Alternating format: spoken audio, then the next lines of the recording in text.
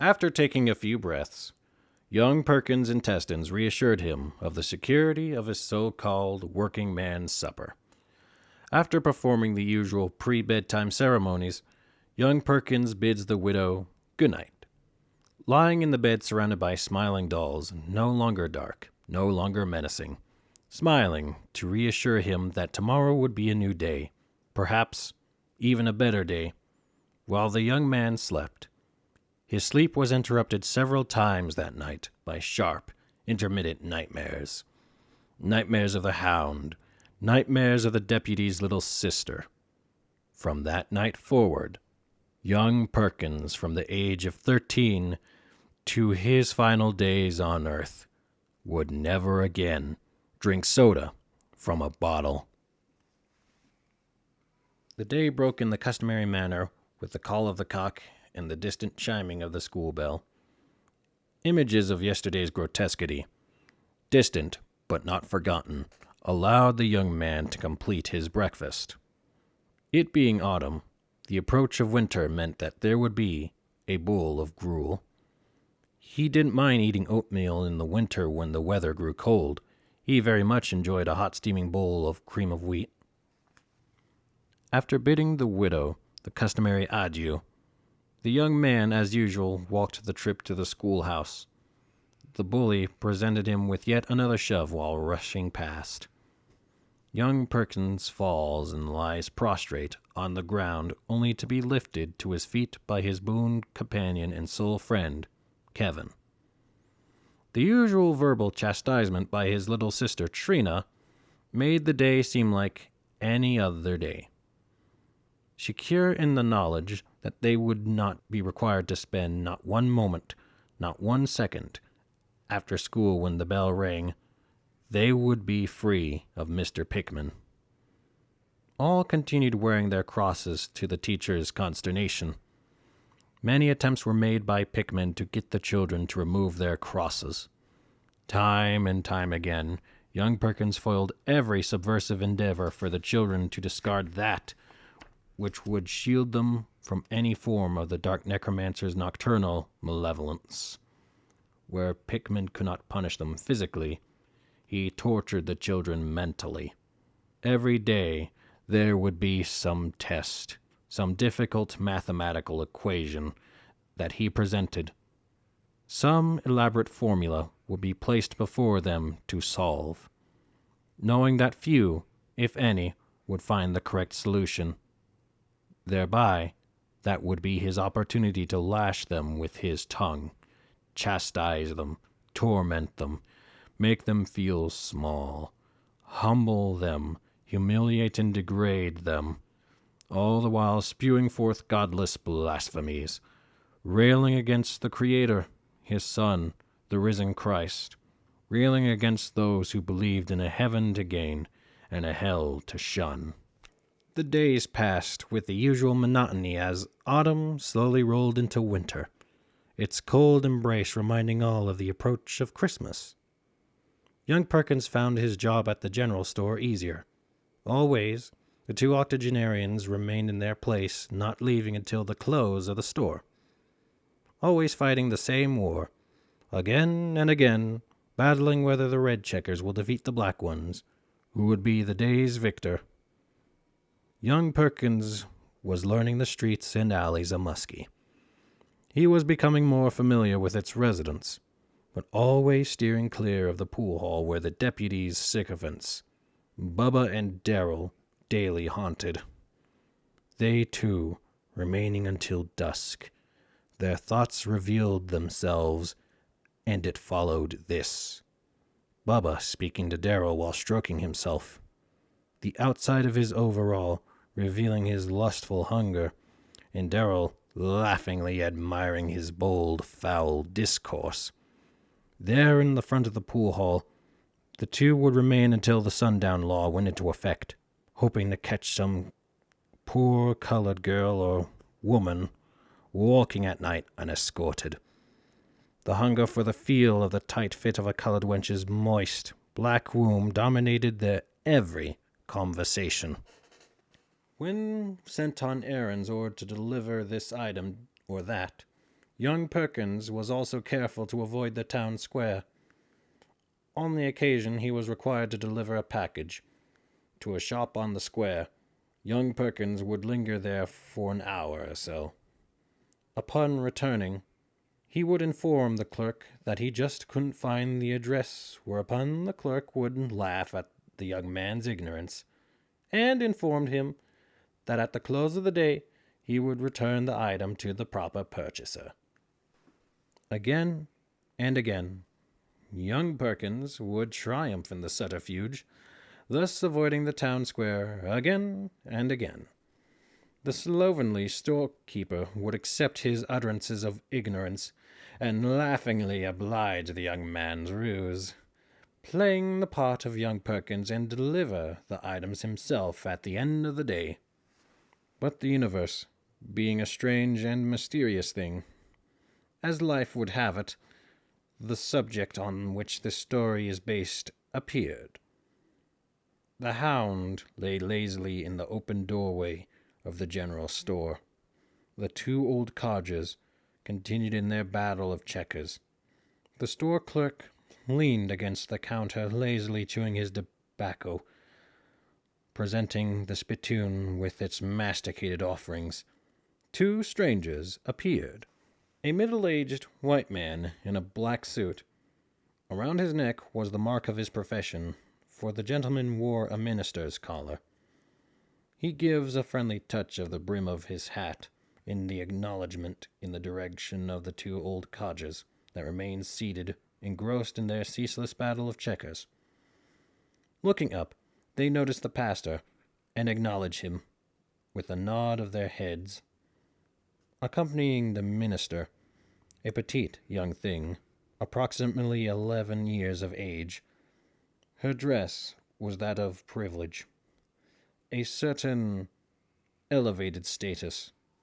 Her attire was conservative, neatly tailored, an immaculate white chiffon dress, white patent leathered shoes, short white gloves, the kind that in the Mount Olive First Missionary Baptist Church were worn only by those who served in the role of church usher.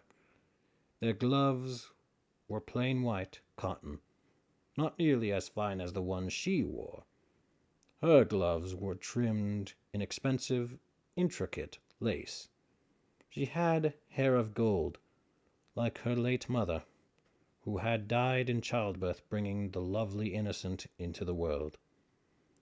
The young girl's golden blonde hair done up in lovely, circular locks in the fashion of Shirley Temple. Her sky-blue eyes, her peachy cream complexion, made the angelic creature look the very image of a pastor's daughter, a favored pet. It was apparent that she had been doted on, coddled, pampered, given every accommodation, every luxury, a luxury that only a prosperous minister of a large white Southern Baptist congregation could afford. Turning toward the store clerk, the gentleman introduced himself. "Good morning. I'm the Reverend Andrew Jackson Davis." Placing his hand on the lovely child's shoulder, he introduces her. "This is my sweet daughter, Susanna. Most folks call her Sweet Susie." At that, the young girl smiles and says, "Good morning, gentlemen," emphasizing her superior breeding with a well-mannered curtsy. Young Perkins quietly sits on a small stool near the colored entrance located at the side of the general store.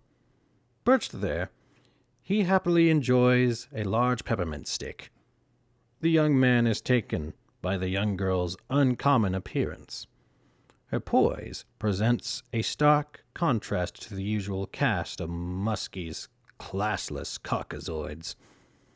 In fact, he's quite smitten.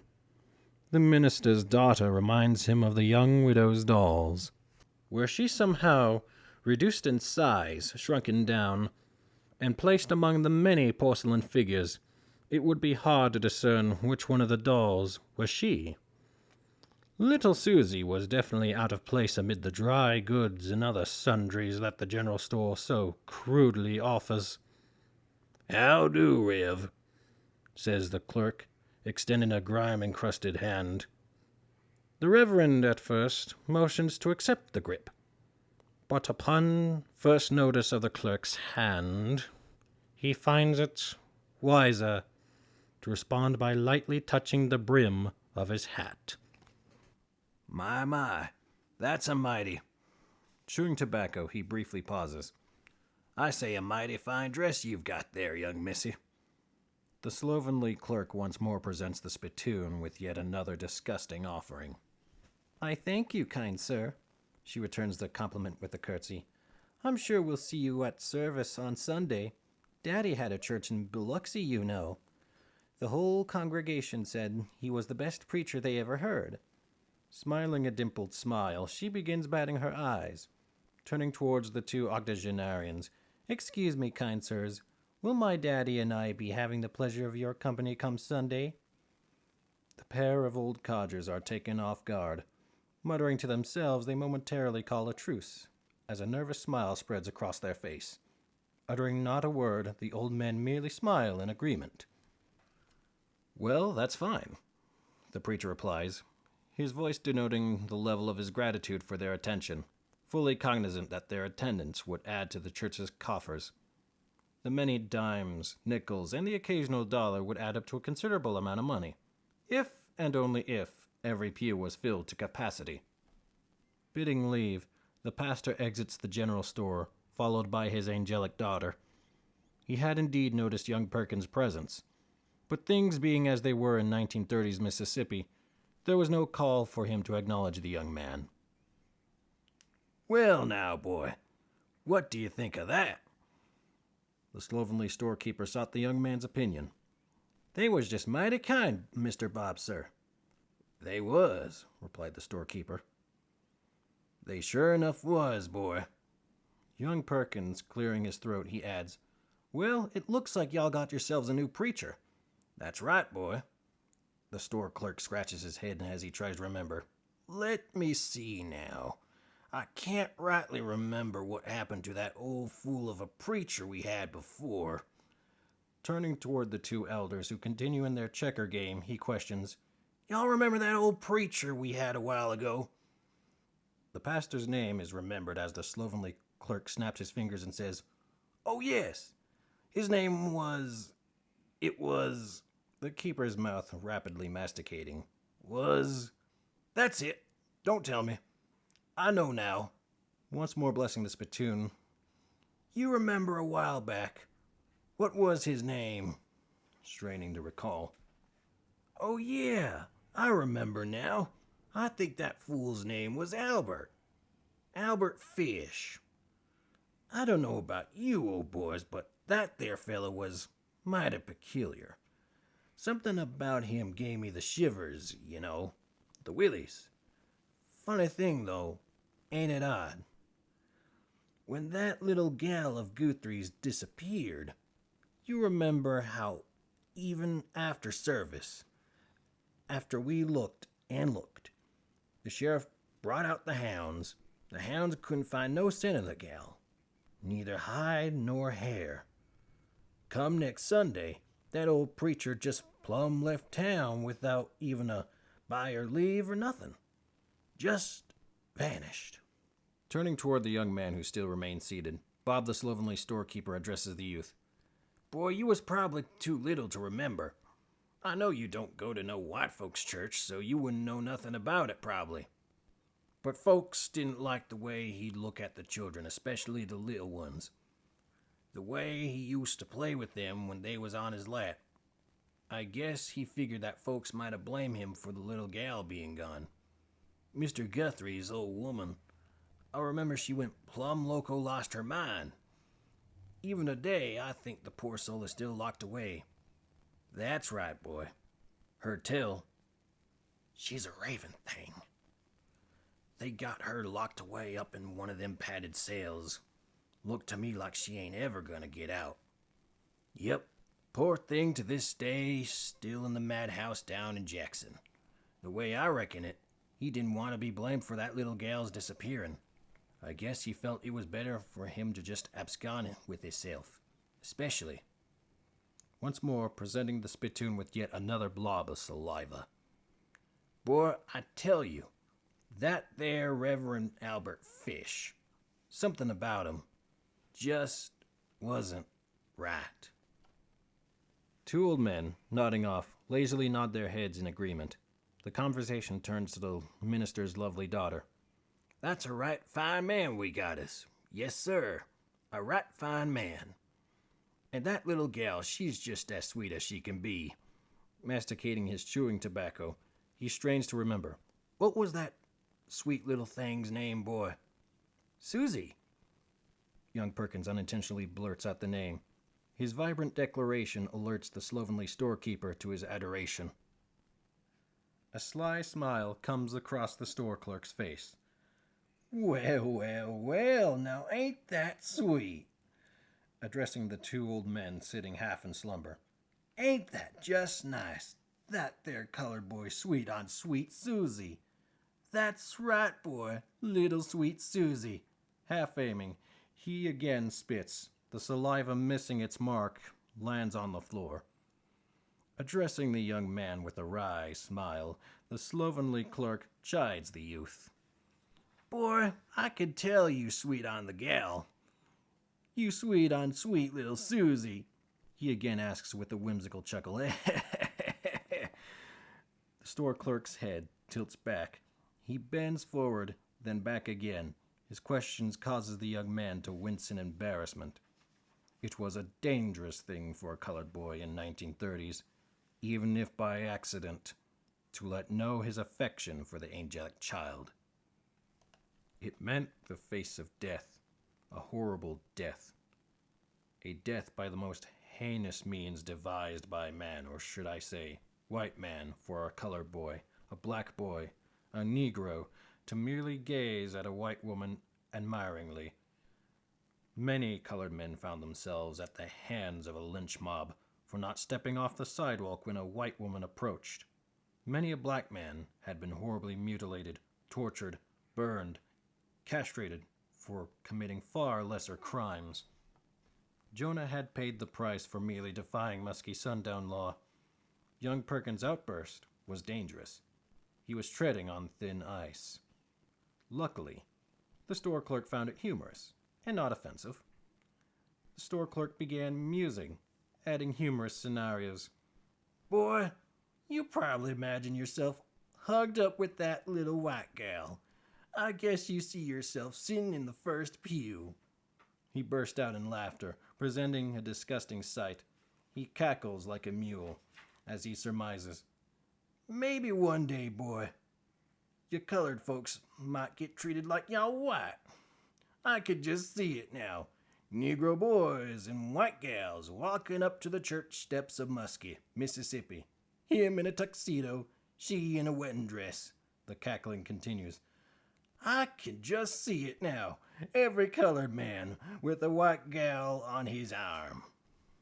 As old man Perkins lay in his hospital bed, relating the story to the young orderly muses, wondering how would that slovenly storekeeper feel today, in the 21st century, to see nearly all prosperous black men had come to discard the black woman, to discard her suffering, her ancestry. The young orderly is unable to count the endless pairs of mixed-race couples that filled the nation's population. It saddened the young orderly to see how foully the black man had betrayed himself. He had no idea that perhaps, after a century, the black race would be wiped away, turned into Mexicans. His people's citizenships had been achieved by wading through rivers, oceans of blood for centuries. Nevertheless, the blacks battle daily, incessantly, endlessly, tirelessly. How long, Lord?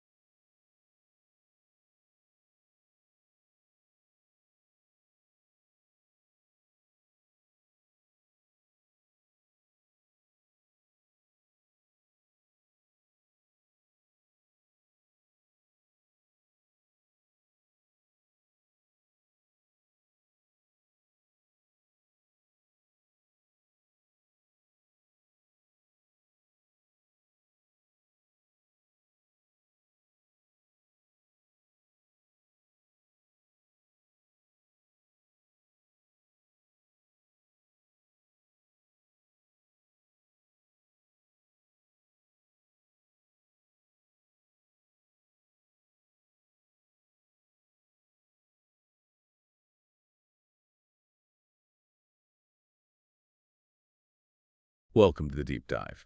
Today we're peeling back the layers on a really complex narrative excerpt. It's titled Young Perkins, Muskie, and Sweet Susie. Yeah, and we're basically plunging into a world where everyday life wasn't dictated by law books, not really. It was all about these unspoken, often deadly social codes. Exactly. This text, it just drops us right into Muskie, Mississippi back in the 1930s. And it gives us this incredibly detailed look at the daily life, the constant fears and the internal world of a young black boy named Perkins. All of this set against, well, strict segregation and this kind of simmering, ever-present danger. Always there. So our mission today is to really analyze this source material. We want to uncover the ways that monotony, ideological conflict, especially in the schoolhouse, and these extreme racial codes define Perkins's whole existence. And crucially, we need to look at the specific threats he was navigating, like, every single day. And how one seemingly innocent accidental interaction could have just exploded. Right. So let's start with that foundation. His daily life, that routine set against, well, terror. The source makes it pretty clear, doesn't it? Routine was survival. Absolutely. Young Perkins finds this little bit of security, maybe comfort, after his working man's supper. He visits the widow's home. Ah, the porcelain doll. Yes. Seeing her smiling porcelain dolls, it's like a rare moment of peace for him. But it's so fragile, that peace. Because even sleep isn't safe, is it? No. The source mentions his sleep getting broken up several times by these sharp nightmares. Specific ones, too. The Hound and the deputy's little sister. Yeah, these concrete images and this daily psychological grind, it had this one really unusual lifelong effect on him. I found this detail fascinating. From age 13, basically, until he died. He would never again drink soda from a bottle. Wild, isn't it? Yeah. What seems like a small detail just speaks volumes about the trauma. It really does. And you see that disciplined structure carry on into the morning routine. His breakfast changes with the seasons. Gruel, usually, but cream of wheat in the winter. A little comfort there. Then he walks to school. He's got his friend Kevin and his sister Trina. Who gives him the usual verbal chastisement, kind of grounds him maybe. Yeah, brings him back to the immediate reality. But this simple routine, it's all happening in a town mapped out by danger. Right. His job at the general store, running deliveries. Means he has to learn Muskie inside and out. Streets, alleys. And more importantly, what places to avoid. Like, absolutely avoid. The #1 danger zone seems to be the pool hall. That's where the deputies' buddies, Bubba and Daryl, hang out. The source calls them sycophants. And they weren't just hanging out, were they? They had a purpose. A chilling one. The text says they deliberately stay there until dusk, waiting for the sundown law to kick in. Meaning black people had to be off the main streets. Exactly. And their goal, purely predatory, to catch and assault any unescorted poor colored girl or woman they could find. Just horrific. The source mentions their talk was just foul, violent, sexual. Constantly, making that whole area a death trap after sunset. So that's the baseline level of threat, hour by hour.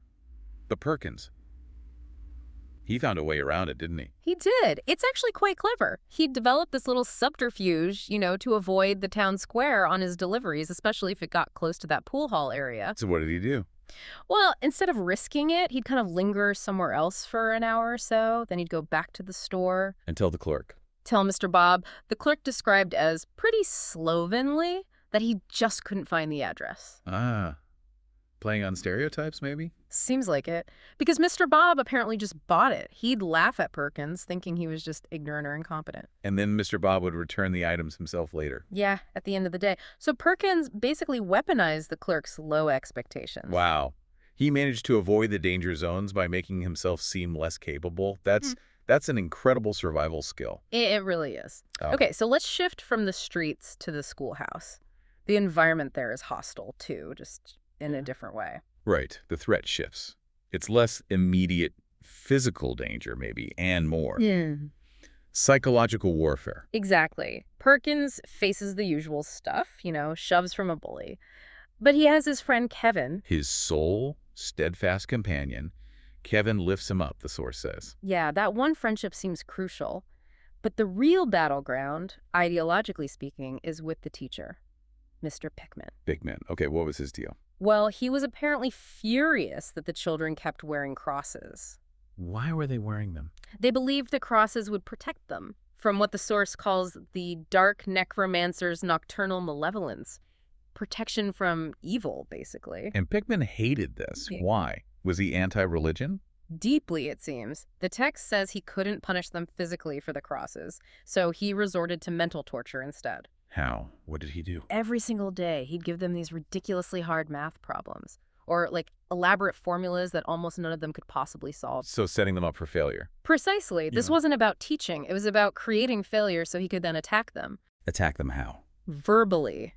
The source says he would lash them with his tongue, humiliate them constantly. And it tied back to the crosses. Directly.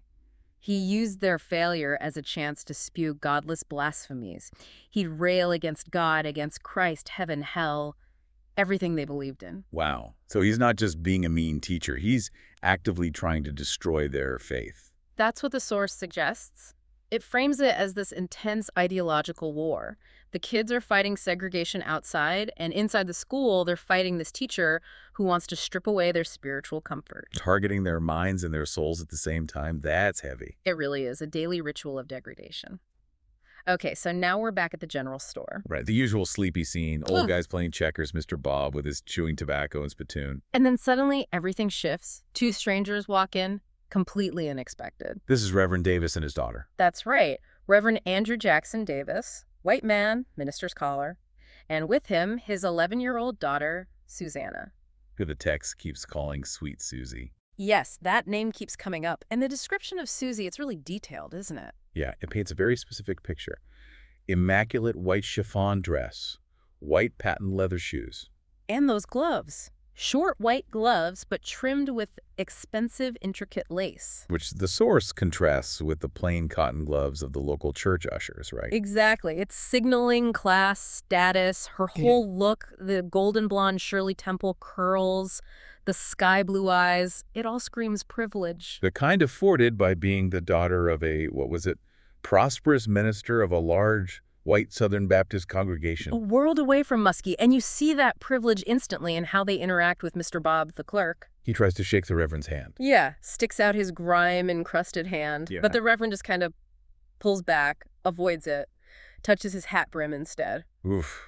Clear signal there. Very clear. And Susie, she does this perfect little curtsy. Yeah. Very well-mannered, showing her superior breeding. And she says something about her dad being the best preacher in Biloxi. Yeah, confident. Certain they'll see the men at the service later. Okay, so where's Perkins during all this? He's sitting quietly near the colored entrance, the designated spot, just enjoying a peppermint stick, taking it all in. And he sees Susie. What's his reaction?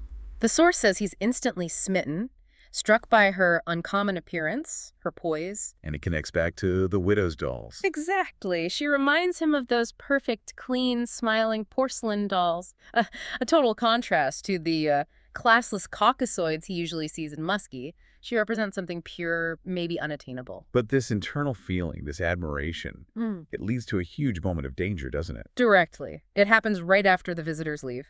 Mr. Bob, the clerk, just casually asks Perkins what he thought of them. But he can't remember the girl's name. Right. He's struggling, like, what was that little gal's name again? And Perkins just blurts it out. Susie!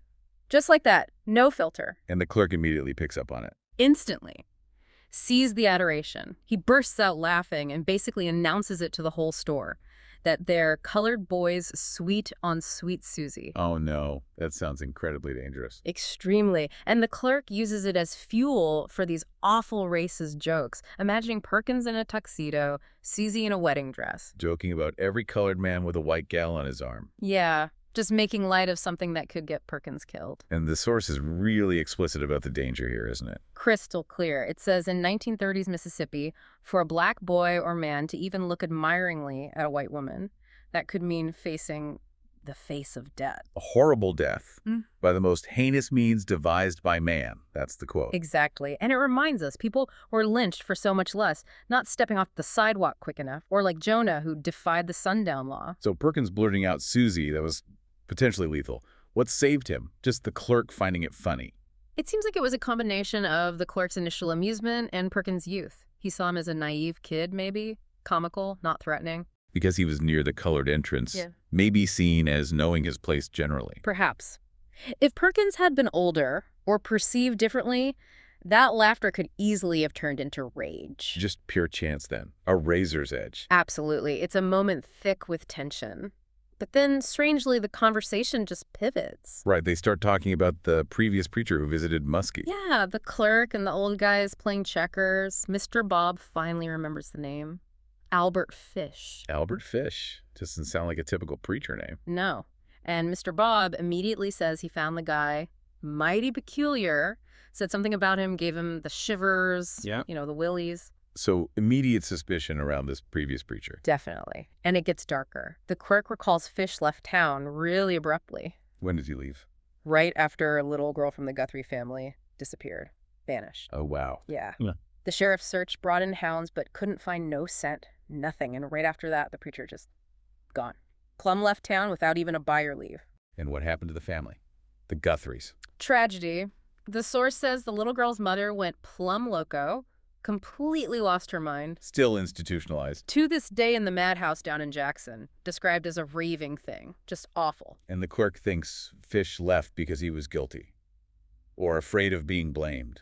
He speculates Fish feared being blamed, especially because people already thought he was odd, maybe noted how he looked at children, let them sit on his lap, things that seemed off. So Muskie isn't just about racial terror. There's this other layer of darkness, unexplained evil. It seems so. You've got the very public, very codified racial violence, and then you have this quieter, maybe more insidious kind of danger lurking too. Albert Fish represents that, perhaps? It makes the town feel even more menacing. Like danger comes from multiple unrelated directions. Vulnerability is everywhere. Exactly. It suggests maybe no one was truly safe, regardless of race, from all the forms of malice haunting that place. Institutional terror on one hand, clandestine evil on the other. Okay, so we've walked through this town defined by fear, where a word, a look could mean death, where life was monotonous but punctuated by torture and mystery. But the source doesn't leave it in the past, does it? No, it brings it right up to the present, well, the 21st century. The whole story is framed by a conversation between Perkins, now an old man, and a young orderly. And the orderly has some strong views about the present day. Very strong, yeah. He's looking around, seeing interracial couples, and he's critical.